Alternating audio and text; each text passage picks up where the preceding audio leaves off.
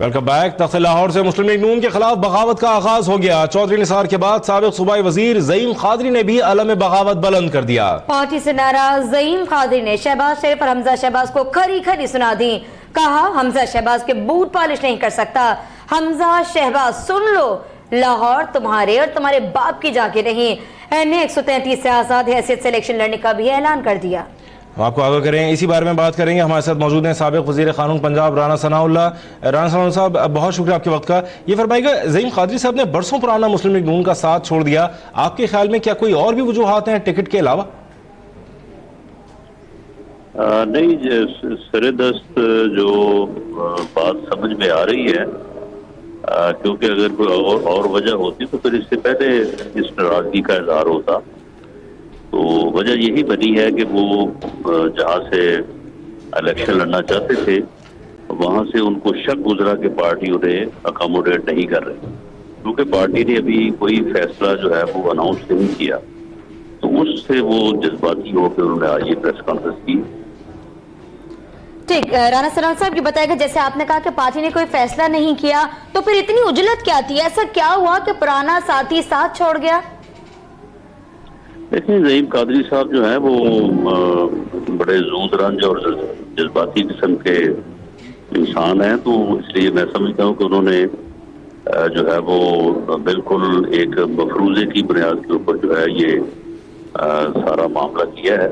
انہیں ایسا نہیں کرنا چاہیے تھا۔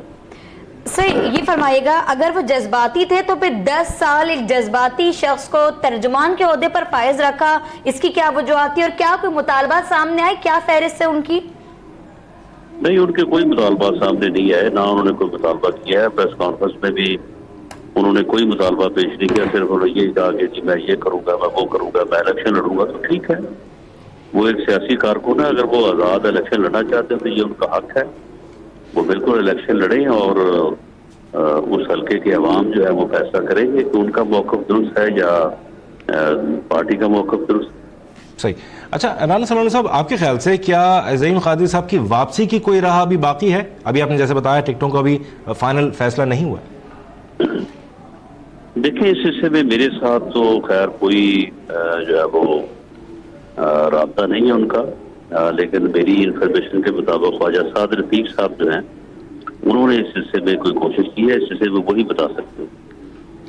ٹھیک، رانا ثناء اللہ صاحب، میں یہ جاننا چاہوں گی کہ زعیم قادری صاحب نے حمزہ شہباز کا نام لیا ہے، شہباز شریف کا نام لیا ہے، ایسی کیا وجوہات ہو گئی کہ جن کے ترجمان رہے ان سے اتنے ناراض ہیں؟ بس یہ ہر انسان کی اپنی ایک سوچ اور اپنی اس کی جذباتی کیفیت ہوتی ہے۔ اس میں اگر آپ ٹکٹ کی وجہ کو بنیاد بنائیں بھی تو یہ کوئی ایسی وجہ تو نہیں ہے کہ اس کے اوپر آدمی جو ہے وہ اس انتہائی اقدام کو اٹھا لے۔ ٹھیک، رانا ثناء صاحب یہ بھی جاننا چاہوں گی، پہلے چودھری نثار، اب زعیم قادری، ایک کے بعد ایک پرانا ساتھی ساتھ چھوڑا، تو کیا نون لیگ کے پرانے ساتھی جا رہے ہیں؟ کیا نون لیگ کا جو جڑیں ہیں وہ کھوکھلی ہو چکی ہیں؟ نہیں، بالکل پاکستان مسلم لیگ نون جو ہے وہ آج پہلے سے زیادہ مضبوط ہے، زیادہ کمٹمنٹ ہے۔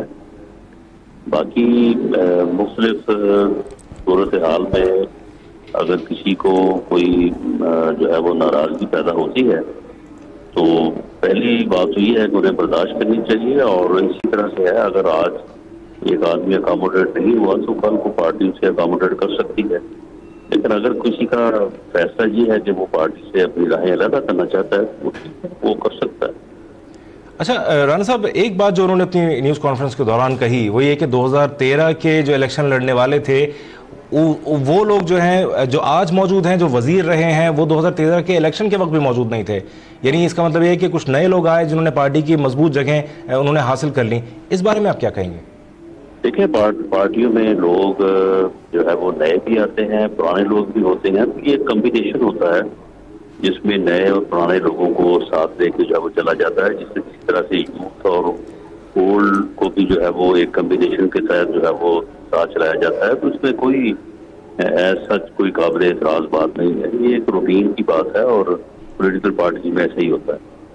ٹھیک ہے، بہت بہت شکریہ رانا ثناءاللہ صاحب آپ کے وقت کا.